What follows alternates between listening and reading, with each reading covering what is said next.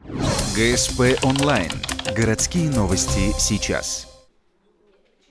1 ноября в 11:00 в России стартовал большой этнографический диктант. Акция проходит уже 4-й раз накануне Дня народного единства. Его наша страна отметит 4 ноября. Диктант из раза в раз привлекает все больше людей, растет количество площадок, на которых можно принять участие в акции.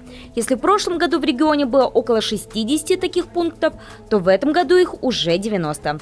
Как правило, это образовательные организации и учреждения культуры.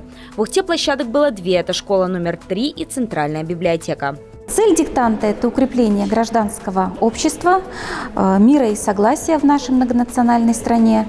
Диктант проходит в формате теста. В тесте 30 вопросов. Но для сравнения скажу, что в прошлом году жители Республики Коми написали диктант и показали средний балл 56 баллов.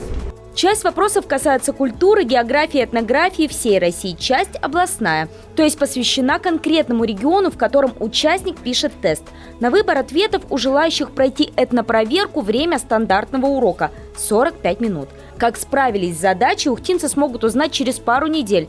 Результаты будут размещены на официальном сайте Большого этнографического диктанта. Уже в феврале можно будет вновь поучаствовать в подобной акции. В День родного языка традиционно проводят коми-диктант. А для всех желающих проверить свои знания по русскому языку в апреле состоится тотальный диктант. Он, к слову, является самой давней традицией в череде подобных акций.